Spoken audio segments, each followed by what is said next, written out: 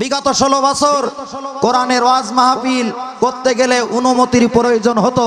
বর্তমানে তত্ত্বাবধায়ক সরকারের প্রধান ডক্টর ইউনূস বলেছে, জমিন আল্লাহর, আমরা বান্দা আল্লাহর, আমাদের মৃত্যুদাতা যেই আল্লাহ, জীবনদাতা সেই আল্লাহ, সেই আল্লাহর বিধান কোরআন, কোরআনের মাহফিল তার জমিনে আলেমরা উন্মুক্ত পরিবেশে যুগ জামানার নিরিখে কথা বলবে।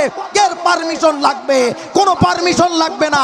আমরাও কোরআনের কথা বলবো, যে বাধা দেবে আর কিন্তু মুঠো খুলে পাঞ্জাবির ভিতরে থাকবে না, এক প্ল্যাটফর্ম হয়েছে কড়া মুমুর মারা হবে। ঠিক কিনা বলেন?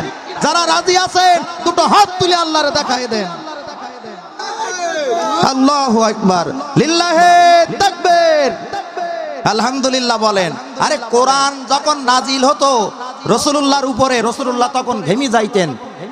সাহাবী প্রশ্ন করলেন, ইয়া রাসূলুল্লাহ, ইয়া হাবিবাল্লাহ, এখন তো রমজান মাস, শীতকাল, আপনি কেন ঘামছেন? আল্লাহর হাবিব বলেন, আমার উপরে জিবরাইল আলাইহিস সালাম কোরআনের আয়াত নাজিল করতেছে, ওহী নাজিল হচ্ছে, এই জন্য আমি মুহাম্মাদুর রাসূলুল্লাহ ঘেমে যাচ্ছি। অতএব কোরআন হাদিসের আলোচনা যখন হবে, বক্তাও ঘামবে, শ্রোতাও ঘামবে। যদি ঠান্ডা হয়ে যান, রক্তের ভিতরে তেজ থাকবে না। কথা বলেন ঠিক কিনা? আল্লাহ পাক আমাদেরকে কোরআনের জন্য কবুল করুক। কোরআনের জন্য বাঁচলেও লাভ, মরলেও লাভ। কারণ কোরআন কাল কিয়ামতের ময়দানে মান জালাহু আমামাহুল কোরআন, দুনিয়ায় যারা কোরআন মেনে জীবন চালাবে, এই কোরআন কিয়ামতের কঠিন ময়দানে আল্লাহর কাছে সুপারিশ করে ওই কোরআন মানা বান্দা বান্দিকে জান্নাতে প্রবেশ করাবে। আর কোরআন যদি কেউ পশ্চাতে রাখে, খলফাহুল কোরআন, কোরআন যা বলেছে তা মানে না, নেতা কি বলল, নেত্রী কি বলল, সেই অনুযায়ী কাজ করলো। এমনকি কোরআন যারা মানতে চায়, কোরআনের কথা যারা বলে, কোরআনের সমাজ বিনির্মাণের পক্ষে যারা কথা বলে, এদের উপরে জেল দিয়েছে, জরিমানা করেছে, মামলা হামলা করেছে। আল্লাহর হাবিব বলেন, তারা কোরআনকে পিছনে রাখলো, কিয়ামতের কঠিন ময়দানে কোরআনই আল্লাহর দরবারে সুপারিশ করে ওই আল্লাহর বিমুখতা যারা দুনিয়ায় করলো, আল্লাহর নাফরমান, এদেরকে জাহান্নামে ঢুকায়ে দেবে। মুসলমানেরা, কোরআন মেনে জান্নাতে যেতে চান না কোরআনের বিরুদ্ধে কাজ করে জাহান্নামে যেতে চান?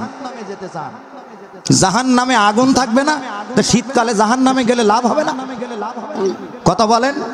আমরা জাহান্নাম চাই না, জান্নাত চাই। কাজ করতে হবে সেই জান্নাত মুখী। ঠিক কিনা বলেন? 16 বছরে কোরআনের মাহফিলের অনুমতি নিতে হতো, অনেক সময় অনুমতি দিত না। ঠিক কিনা বলেন? কিন্তু যেই কোরআনের মাহফিলের অনুমতি দেয় না, ও পুতুল নাচের প্রধান অতিথি, মমতাজের পাটানি গানের প্রধান অতিথি, 70 বছরের চাচা, মুখে তো দাড়ি এখনো উঠিনি, হা করি তাকাই থাকে, গান দেখে আর বলে, যৌবন বয়সে মমতাজের গান যদি দেখতে পাইতাম জীবনটা ধন্য হয়ে যেত। হা করি আছে, চশমার দিক তাকায় আছে, পলক ফেলায় না বুড়ো। 2-1টা ইন্দুর বান্দর যদি মুখের ভিতরে যায়, ও নেতা গিলে খায়। রাম গীতা পড়লে ওদের হয় না কোনো ক্ষতি, জিহাদি বই বলে ধরে, বাড়িতে কোরআনের তাফসির থাকে যদি। জিহাদি বই পাওয়া গেছে, তাফিমুল কোরআন, কোরআনের তাফসির যদি পায়, কয় জঙ্গি ধরা পড়িস। রাম গীতা পড়লে ওদের হয় না কোনো ক্ষতি, জিহাদি বই বলে ধরে, কোরআনের তাফসির থাকে যদি। গান বাজনা হইলে ওদের হয় না অপমান, শুধু বাংলাদেশে চলবে না রে তাফসিরে কোরআন। ওরা হিন্দু না মুসলমান, নাকি মানবরূপী শয়তান? এটা কোন আলেমের কথা না, এই কথা বলেছেন আমার আল্লাহ। সূরা হামিম সাজদার 26 নম্বর আয়াতে আল্লাহ পাক বলেন, কারা কোরআন পছন্দ করে না, কোরআন যারা শোনে এদেরকে কোরআনের মাহফিল থেকে কারা জেলখানায় ভরে, ওখান থেকে কোরআনের মাহফিল বন্ধ করে দেয়, তাদের পরিচয় শোনো।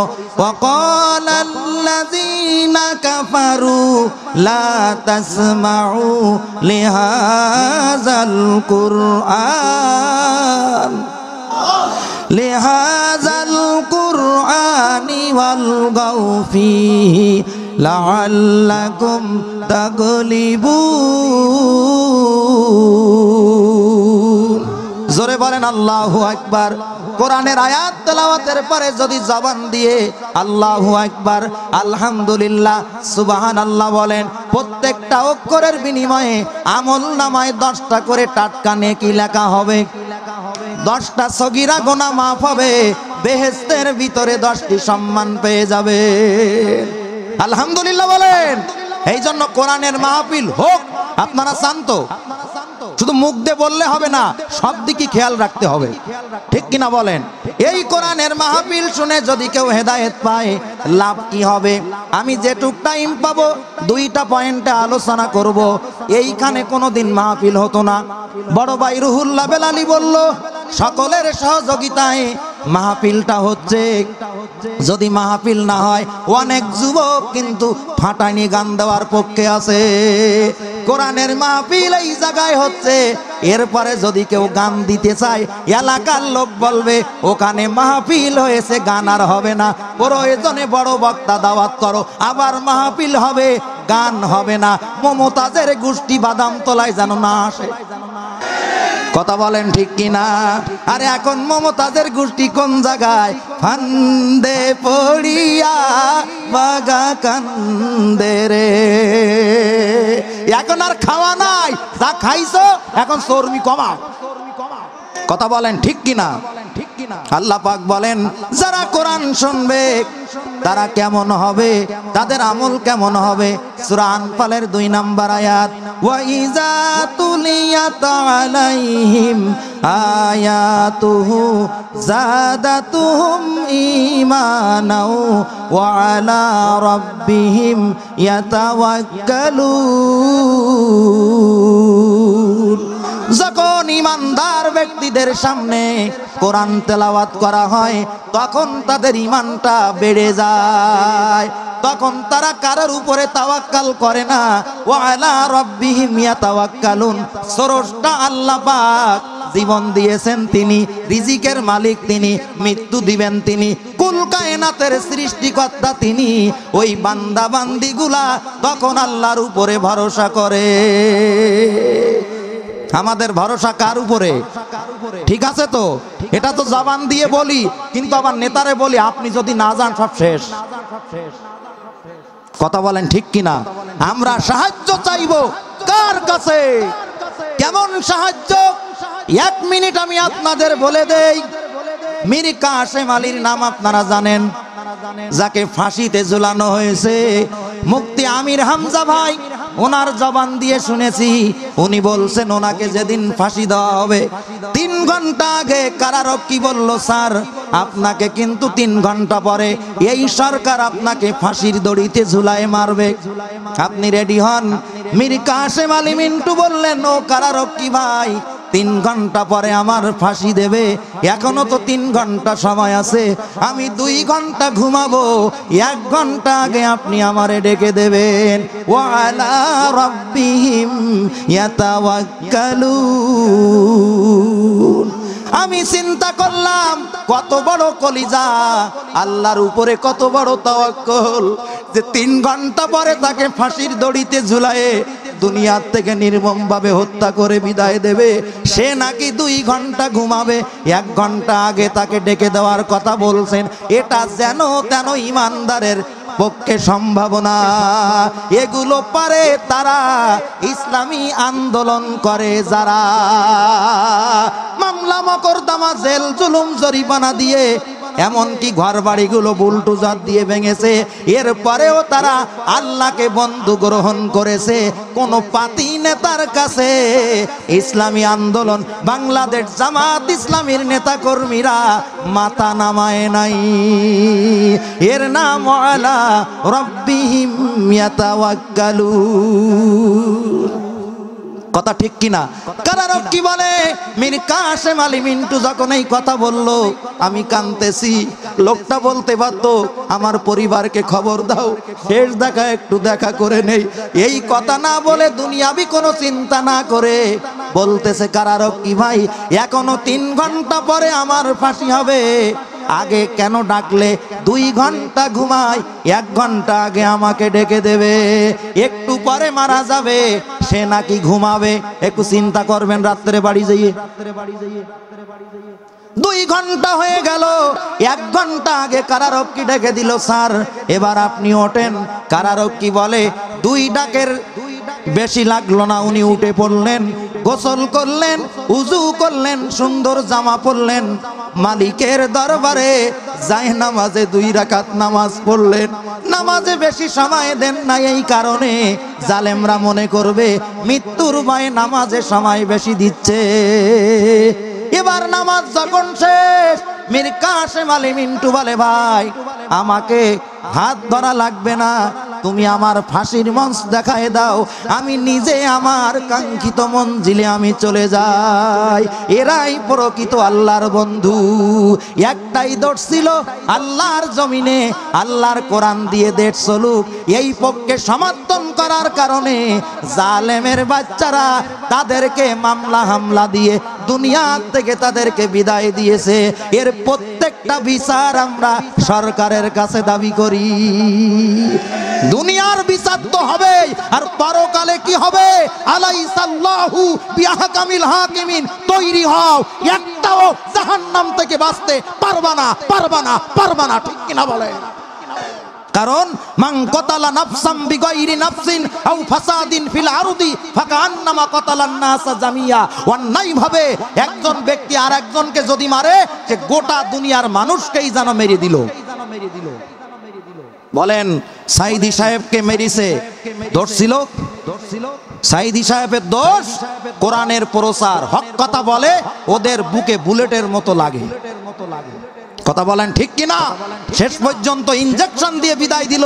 উনি বলেছিল জালেমরা আমাকে যদি দুনিয়ার থেকে বিদায় দাও, আমার শাহাদাতের রক্ত 1 বছর যাওয়ার আগে নাস্তা নাবুদ হবে। ওনাকে বিদায় দিল 14 আগস্ট। সরকার পতন হইল, ওনার শাহাদাত বার্ষিকী 1 বছর পরার আরো 8 দিন আগে। কথা বলেন ঠিক কিনা? কোথায় গেছো? এখন তো আর আমরা শুনতে পাই না। ওরে নেতারা সব কোথায় গেল? কোথায় কাদের কাকা? ওদের সারা দেশটা এখন লাগে ফাঁকা ফাঁকা। পালাবে না, পালাবে না, কোথাও দাও না দেখা, তোদের সারা দেশটা এখন লাগে ফাঁকা ফাঁকা। ওরে আইন মন্ত্রী আটকে গেল আইনেরই ফাঁদে, দাড়ি সারা দরবেশের ভণ্ড ভণ্ড লাগে। আমার হুজুরির দাড়ি তো কিছু কাঁচা কিছু পাকা, আর দরবেশ বাবা সালমান এফ রহমানের দাড়ি একেবারে জিব্রাইলের ভাইরা ভাইয়ের মতন অবস্থা। শয়তান পাবলিকের পাদানি খাওয়ার ভয়তে সাদা দাড়ি কেটে ফেলাইস।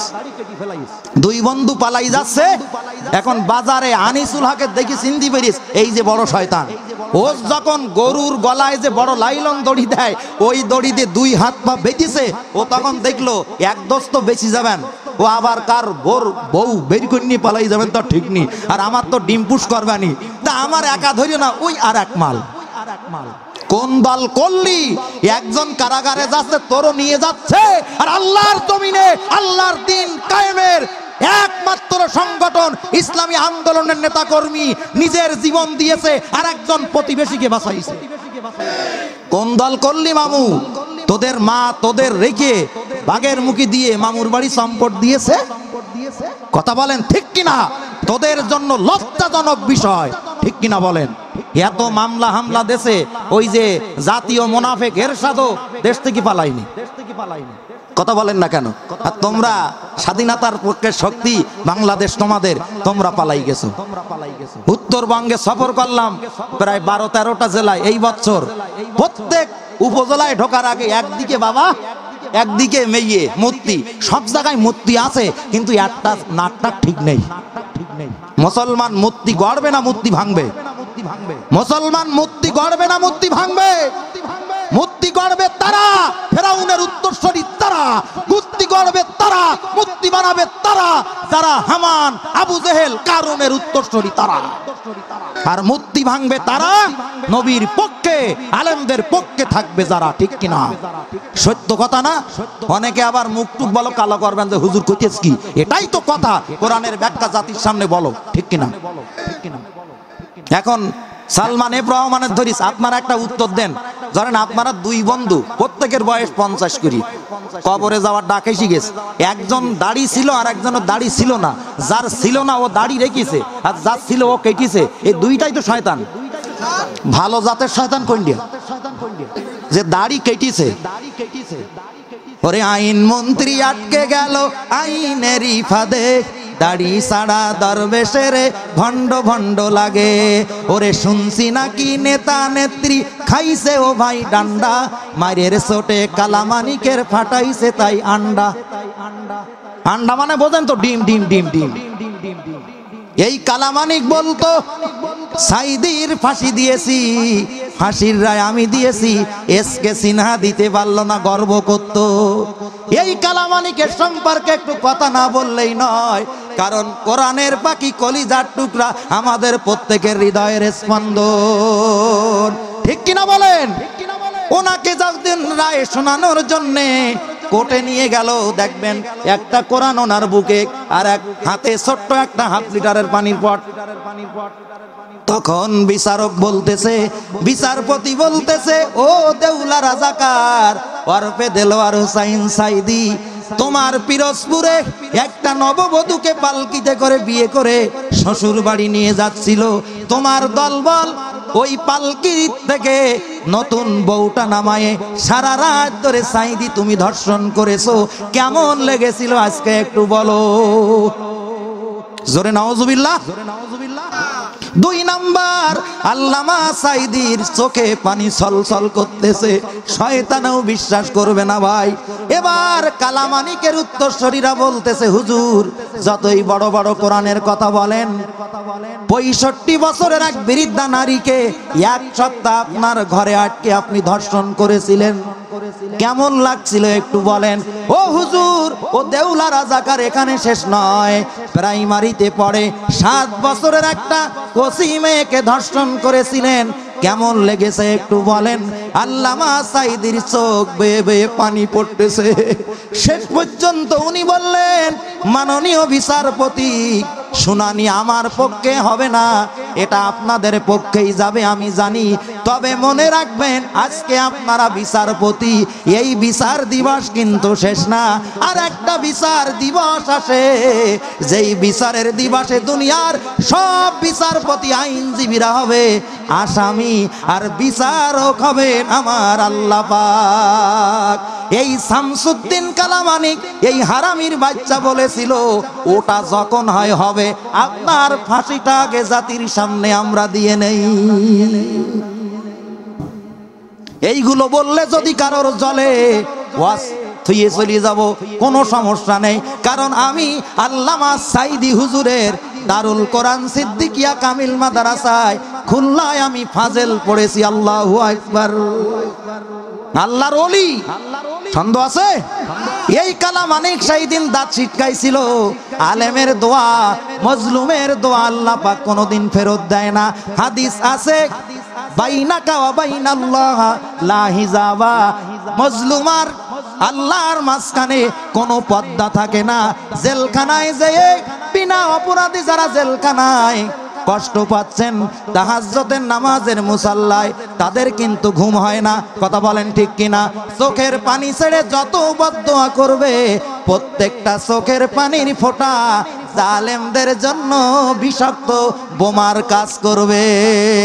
আল্লামা সাইদির বদদোয়া, নিজামী হুজুরের বদদোয়া, শহীদ আলী হাসান মুহাম্মদ মুজাহিদের বদদোয়া, মীর কাসেম আলীর বদদোয়া, 5ই আগস্টে 1,500 ছাত্র জনতার বদদোয়া, রক্ত তোমাদের বিরুদ্ধে অভিশাপ হিসাবে লেগে গেছে। ও আওয়ামী লীগ কেবল তো শুরু হয়েছে, এখনো কোথায় যাবে আন্দাজ করতে পারছো না। ঠিক কিনা? এই কালামানিককে যখন কোর্টে নিয়ে যাচ্ছে, পাবলিক তো মায়ের শুরু করেছে, পুলিশ টুলিশ গোনার টাইম নেই। কথা বলেন ঠিক কিনা? এক যুবক চিন্তা করলো, এর হাত দিয়ে যদি মারি হাতটা কলঙ্কিত হবে, দেব লাতি। পিছন থেকে এমন লাতি দিয়েছে, এই লাতি চোটে ডান পাশের ডিমটা থেইতে হয়ে গেছে। আলহামদুলিল্লাহ। এবার সাংবাদিক যেই বলতেছে, বিচারপতি কালো মানিক আপনি আহত হইছেন, কেমন লাগে? কয় আমার বিসি গলি গেছে, আর তুমি ইন্টারভিউ নিতে এসেছো? আমরা বলবো 16 বছর আমাদের বাড়িতে থাকতে দাও নাই, ছোট্ট মেয়েটা পাশে নিয়ে ঘুমাইতাম তাও দেও নাই। কথা বলেন ঠিক কিনা? মসজিদে নামাজ পড়ার আগে হ্যান্ডকাপ নিয়ে পুলিশ দাঁড়িয়েছিল। এতদিন তোমরা মজা মেরিছো, এখন আমরাই মজা মারবো। কমপক্ষে 16 বছর। আমাদের আমির সাহেব বলেছে কারোর গায়ে হাত দেওয়া যাবে না, সরকার যে দল আসবে তখন বিচার হবে। তোমরা এখন ইঁদুরের গর্তে থাকো আর মামুর বাড়ি থাকো, থাকো না কেন, আগে একটা নির্বাচন হোক, তারপরে ইঁদুরের চালার ভিতরে গরম পানি ঢালবো, ডাইরেক্ট ধরে আনবো। আয়না ঘরে এতে কাবে বসবা, মরার আগে আর তসমির দানা ছাড়াছাড়ি নাই।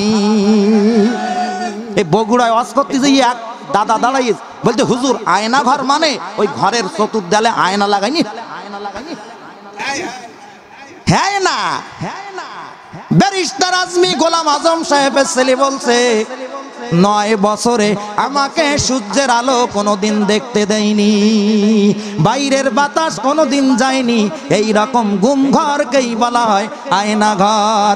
উনি বলছে, ব্যারিস্টার আজমি বলছে, ইউটিউব সার্চ করেন, এই 9 বছরে চোখের পানি এমন কোন মুহূর্ত নেই আমি ছাড়ি নাই। যেই গামছায় চোখের পানি মুছেছি, এটা যদি কোনো জায়গায় নিংড়ায় রাখতাম, ছোটখাটো একটা চোখের পানিতে গোসলখানা হয়ে যেত। এই সমস্ত চোখের পানির বদদোয়ার অভিশাপ কেবল লেগেছে, আরো লাগবে, অপেক্ষায় থাকো। ঠিক কিনা? আবার অনেকে বলে ওরাই ভালো ছিল, ওরে মামু আমলিকির রক্ত তোমার গায়ে না। কথা বলেন ঠিক কিনা? আলেমদেরকে যারা মেরেছে, আলেমের গায়ে হাত দিলে আপনাদের এলাকার গর্ব 3 বারের এমপি অধ্যক্ষ মাওলানা আব্দুল খালেক মন্ডল, চেনেন তো? লোকটা খারাপ তো।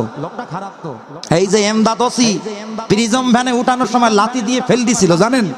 সেই এমদাদ ওসির সেই পায়ে এখন প্যারালাইজ। জি আলহামদুলিল্লাহ বলেন।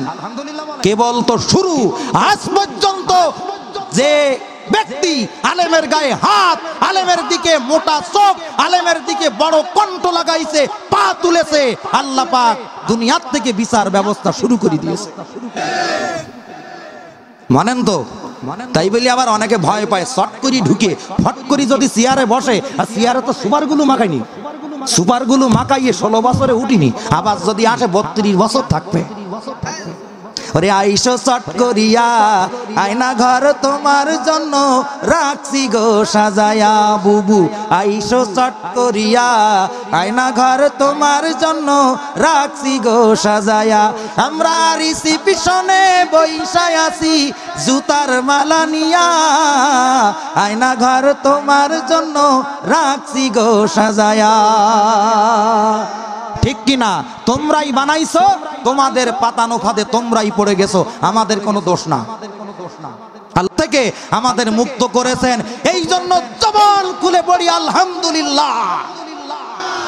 যাই হোক, দুরুদ আর সালাম বিশ্ব মানবতার শ্রেষ্ঠ বন্ধু, সমস্ত নবী রসুলদের মাথার মুকুট, আমাদের প্রিয় নেতা মুহাম্মাদুর রাসূলুল্লাহ সাল্লামের উপরে মাগফিরাত কামনা করি। দ্বীনের জন্য, কোরআনের জন্য যেই সমস্ত মর্দে মুজাহিদ জীবন দিয়েছেন, আল্লাহ পাক তাদেরকে জান্নাতের সুউচ্চ মাকাম দান করুক। জোরে বলেন আরো জোরে বলেন। সেই সাথে আমিও কিন্তু নিজের মাকে হারিয়েছি, আব্বাকে হারিয়েছি, মা বাবা আমার নাই, আমার মতো অনেকে আছেন। আমরা দোয়া করি আল্লাহ পাক প্রত্যেকের মৃত পিতামাতার কবরকে বেহেশতের বাগান বানিয়ে দিন। আমি যে আয়াত তেলাওয়াত করেছি সূরা আলে ইমরান 110 নম্বর আয়াত, এই আয়াতের উপরে কিছু কথা বলে আমার আলোচনা শেষ। কয়েক মিনিট টাইম দেওয়া যাবে তো? আল্লাহ পাক বলেন বিসমিল্লাহির রহমানির রহিম। জোরে আল্লাহু আকবার। কুনতুম খায়রা উম্মাতিন উখরিজাত লিন্নাস তা'মুরুনা বিল মা'রুফি ওয়া তানহাউনা আনিল মুনকার ওয়া তু'মিনুনা বিল্লাহ। আল্লাহ রাব্বুল আলামিন সূরা আলে ইমরান 3 নম্বর সূরা আয়াত নাম্বার 110 তিনি বলছেন কুনতুম খায়রা উম্মাত, তোমরাই শ্রেষ্ঠ উম্মাত, তোমরাই উৎকৃষ্ট জাতি। উখরিজাত লিন্নাস, সমগ্র মানব মণ্ডলী থেকে তোমাদেরকে বাহির করা হয়েছে। আপনাদের এলাকায় যখন আলু জমি থেকে উঠানো হয়, অনেক আলুতে পোকা লাগে, অনেক আলুতে কোদালের কোপ লাগে। সব আলু যখন এক জায়গায় জমা করবেন, ভালো আলুগুলো যেগুলো পোকা না, যেগুলো কোনো কোদালের দাগ লাগে নাই, লাপনার দাগ লাগে নাই, এই সমস্ত ভালো আলুর মান একরকম, আর পোকা কাটা আলুগুলোর মান আর একরকম। ভালো আলু ওই খারাপের ভিতরেই থাকে। আল্লাহ পাক বলছেন কুনতুম খায়রা উম্মাত, তোমরা উৎকৃষ্ট উম্মাত, উৎকৃষ্ট দল, উৎকৃষ্ট জাতি। উখরিজাত লিন্নাস, সমস্ত মানব মণ্ডলীর থেকে তোমাদেরকে বাছাই করা হয়েছে। তোমাদের কাজ হবে 3টা। তা'মুরুনা বিল মা'রুফ, 1 নাম্বার হবে ন্যায় কাজের আদেশ, ভালো কাজ নিজেরা করবে, অপরকে করার জন্য তাকিদ করবে। 2 নাম্বার ওয়া তানহাউনা আনিল মুনকার, নিজেরা খারাপ কাজ করবে না, অন্যদেরকে করার জন্য বলবে না, নিষেধ করবে। আর 3 নাম্বার ওয়া তু'মিনুনা বিল্লাহ, পরিপূর্ণ বিশ্বাস করবে আমি আল্লাহ রাব্বুল আলামিনের উপরে। আমরা উৎকৃষ্ট উম্মাত। কাজ কয়টা? 1 নাম্বার ভালো কাজের আদেশ। ব্যাখ্যার জন্য বলতেছি, 16 বছর স্বৈরাচার আওয়ামী লীগ সরকার ছিল, তারা কি ভালো কাজের দিকে বেশি সমর্থন দিয়েছে না মন্দ কাজের দিকে বেশি সমর্থন দিয়েছে? খেলাধুলা, গান বাজনা, সিনেমার হল 16 আনা চলেছে, কিন্তু করোনার সময় আল্লাহর বান্দাদেরকে মসজিদ থেকে বাড়ির দিকে তৈরি করেছে তাড়ায়। কথা বলেন ঠিক কিনা? মুসলমান মসজিদে যাবে, আল্লাহর কাছে দোয়া করবে, মাদ্রাসায় কোরআন পড়ে আলেমরা দোয়া করবে, তুলাবায়ে এজাম দোয়া করবে, করোনা ভাইরাস বর্ডার পার হয়ে ভারতে চলে যাবে। আর করোনা ভাইরাসের দোহাই দিয়ে নামাজ পড়তে দাঁড়াও, 1.5 ফুট করে ফাঁক। একে তো 2 ঠাঙের নিচে যে শয়তান চলে, তাতে আবার 2 জনের মাঝখানে 1.5 ফুট ফাঁক, শয়তান শুয়ে পড়িস। কথা কন না কেন? তা'মুরুনা বিল মা'রুফ, ন্যায় কাজ নিজের আগে করতে হবে, না আগে পরকে হুকুম দিতে হবে। কোরআনে আল্লাহ বলেন লিমা তাকুলুনা মা লা তাফআলুন। একটু জোরে বলেন আল্লাহু আকবার। তোমরা এমন কথা বলবে না যেগুলো তোমরা নিজেরা করো না, যেগুলো তোমরা করবে না ওগুলো আর একজনকে করার নির্দেশ দিবে না। বাংলাদেশ জামাতে ইসলামী বা টুপিওয়ালা ইসলামী দল যেগুলো আছে, ওনারা বলতো তোমরা নামাজ পড়ো, আমরা নামাজ পড়বো না, তাই নাকি? কথা বলেন। রাজনৈতিক মঞ্চে জামাত বা ইসলামী দল যখন জনসভা করত, আসরের আজান দিলে মাইকিং বন্ধ, নামাজ পড়ো, তারপরে আবার জনসভায় তোমরা বসো। কিন্তু স্বৈরাচার সহ অন ইসলামিক সংগঠন যেগুলো বাংলাদেশে আছে, নাম তো আপনারা জানেন, আজানও হচ্ছে, রাজনৈতিক মঞ্চে গাঁজাখোর নেতা বুলেট ছাড়তেছে। কথা বলেন ঠিক কিনা?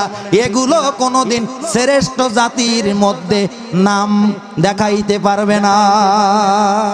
আমরা মুসলমান, আমরা উৎকৃষ্ট জাতি, শেষ নবীর উম্মত। নামাজ পড়ি আর না পড়ি, নুনু কাটা আর কলেমা তেলাওয়াত করেছি, নবী আমাদের রেখে জান্নাতে যাবে না। আরে নবী যে পথে যাবে ওই পথে কুয়াশা থাকবে, তুই দেখতে পাবি না।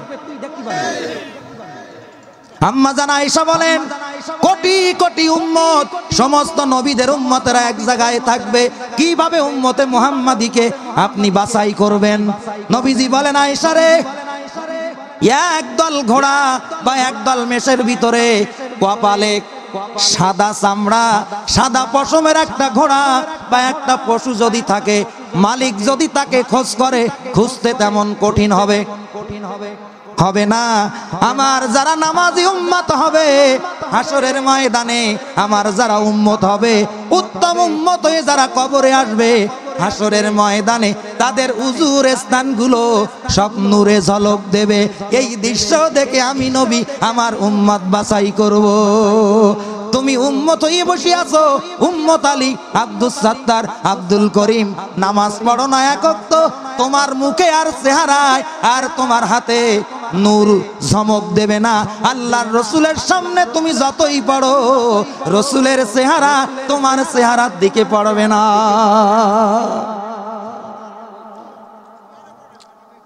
কথা বলেন ঠিক কিনা? আল্লাহ পাক রব্বুল আলামিন উম্মতে মুহাম্মাদির সলিড খাতায় আমাদেরকে নাম উঠানোর তৌফিক দান করুন। চাচা কি করছেন?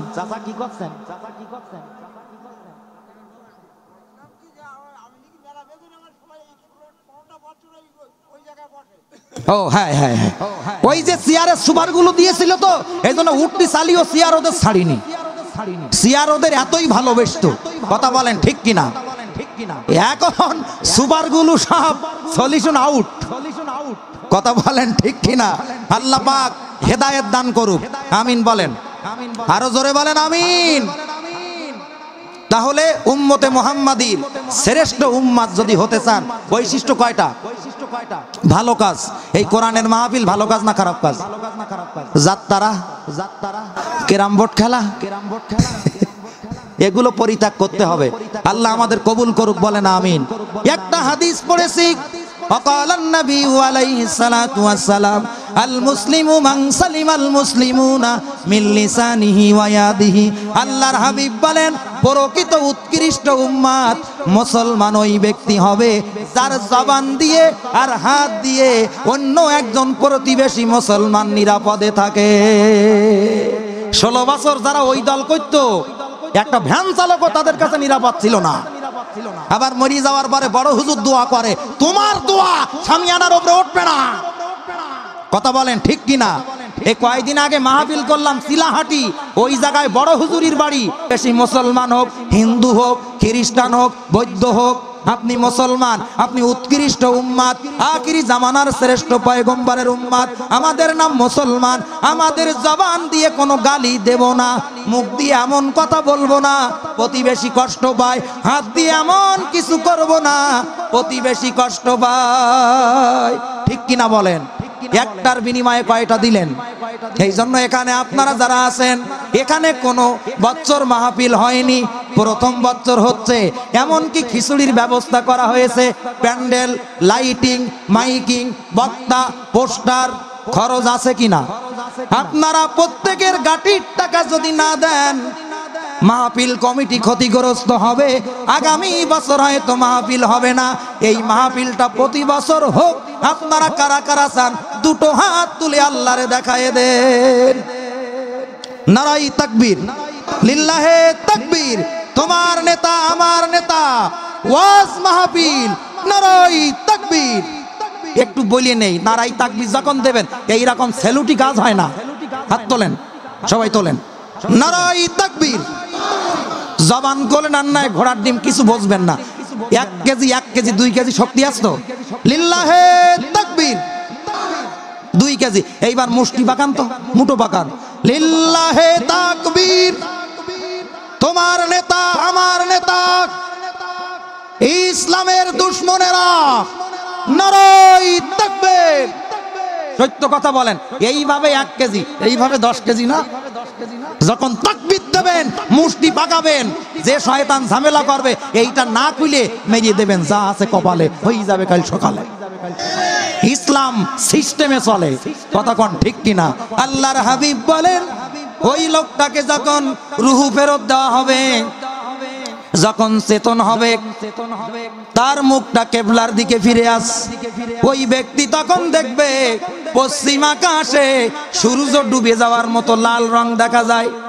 দুনিয়ায় হয়তো তখন জোহর, দুনিয়ায় তখন আসর, দুনিয়ায় তখন সকাল 10টা, কিন্তু জানাজার পরে মাইয়েতাকে যখন কবরে রাখবেন, কবরে রাখা মাত্র ওই ব্যক্তির জন্য সময় হবে বাদাল আসরি কবলাল মাগরিব। মিশকাতুল মাসাবি 26 পৃষ্ঠার ভিতরে আছে, মুসিলাত লাহুস শামসু ইনদা গুরুবিহা। ওই ব্যক্তির যখন চেতন আসবে তখন দেখবে পশ্চিম আকাশটা তার কবরের পশ্চিম দিকে দেখা যায়। আল্লাহু আকবার।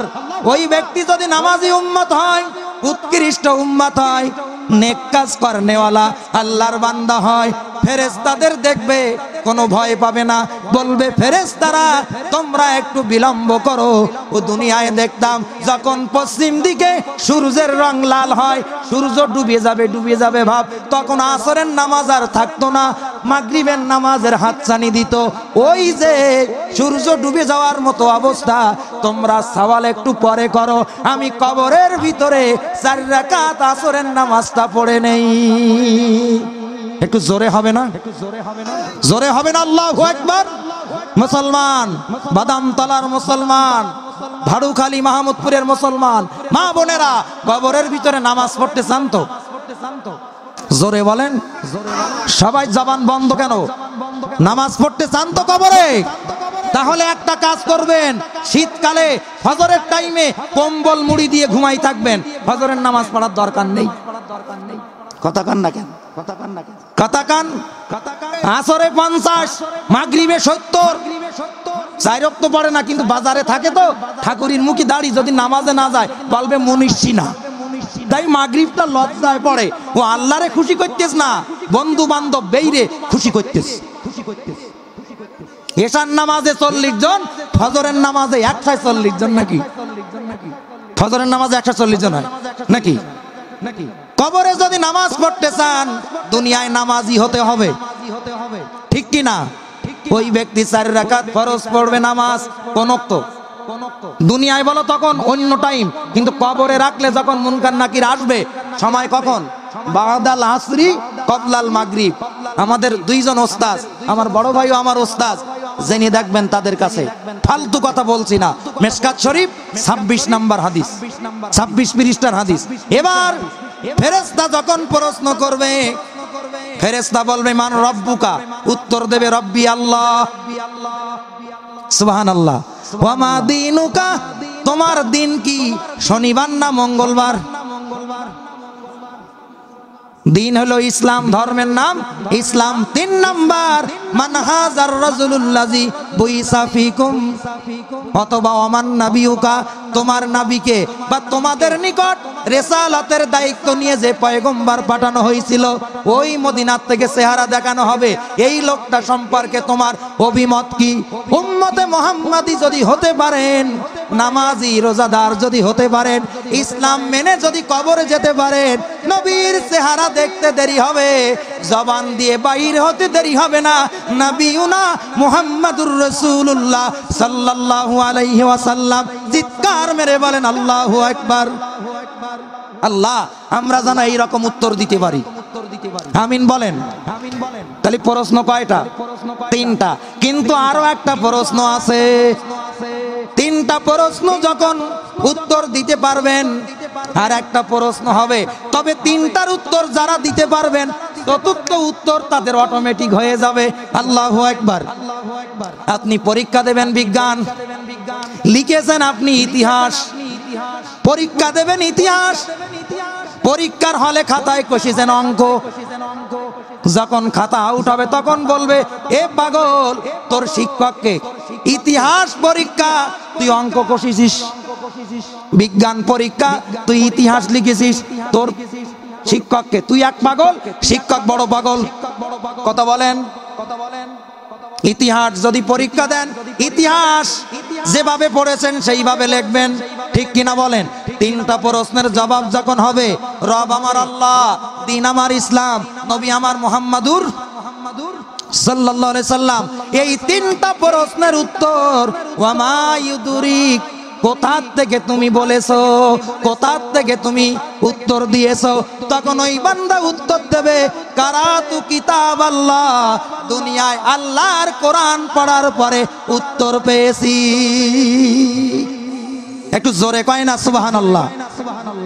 অনেকে কোরআন শরীফ পড়েন না, 14টা পীরের মুরিদ যদি হন আর কোরআন শেখার যদি চেষ্টা না করেন, মুমুরির বাড়ি আপনি খাবেনই, কেউ ঠেকাবে না, কেউ ঠেকাবে না।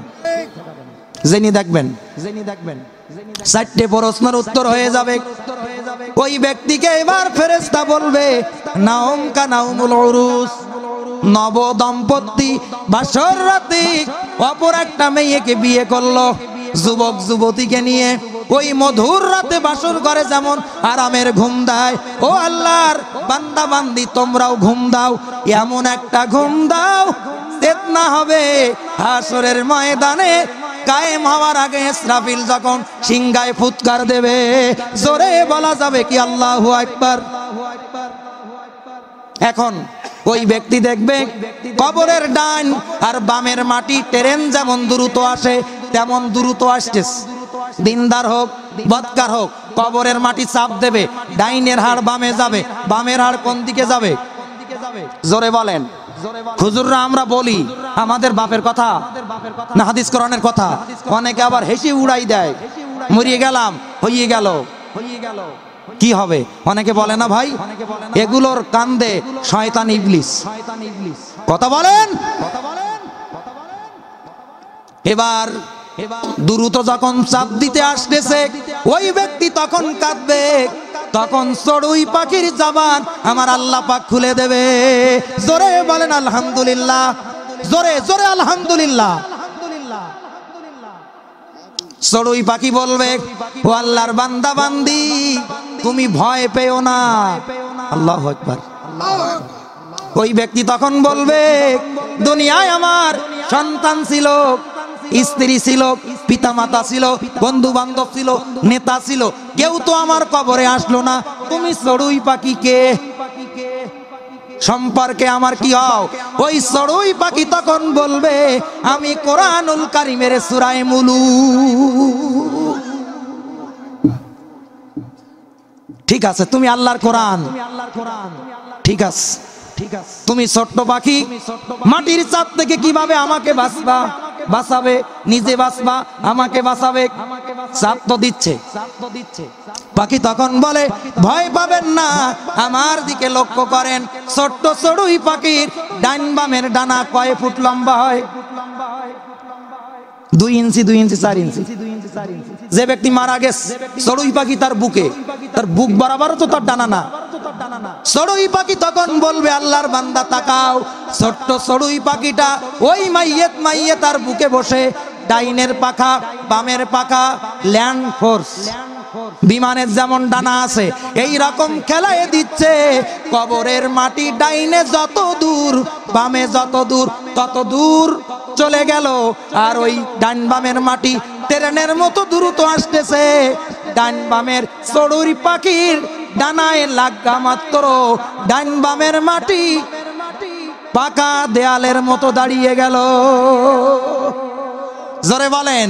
এই জন্য নবীজি বলেন ইলামাদ্দাবাসারিহি, যদি মানুষের মতো মানুষ, আমি নবীর উম্মতের মতো উম্মত হয়ে কবরে যাইতে পারো, তোমার চোখের নজর, চোখের দৃষ্টি যত দূর যায় তোমার কবরটা আল্লাহ ততটা বড় করে দেবে। সুবহানাল্লাহ বলেন। সেই কবরে যাবেন তো? কারা কারা যাবেন না হাত তোলেন দিন। প্রত্যেকের হুঁশ আছে, কবরে যেহেতু যেতে হবে কোরআনই আমাদের বাঁচাবে, ঠিক কিনা বলেন? তাহলে দুনিয়ায় থাকতে সেই কোরআনের বিরোধী যারা, তাদের পিছনে মিছিল করেছি, তাদেরকে সমর্থন করেছি, আলেমদেরকে বলেছি রাজাকার এই সমস্ত দলে ছিলাম। কোরআন বলবে কবরে ঢুকে দেখ মুমুর রেডি, বিনা মোবিলে বিনা তেলে তোর কটকটি ভাসবে, এসে দেখ। অনেক মুক্তিযোদ্ধা মরি গিলি, ফেরেশতা বলে খালি থুইয়ে যাক। ওরা দিচ্ছে এই স্যালুট, আমরা দেব পায়ের স্যালুট। ঠিক কিনা বলেন?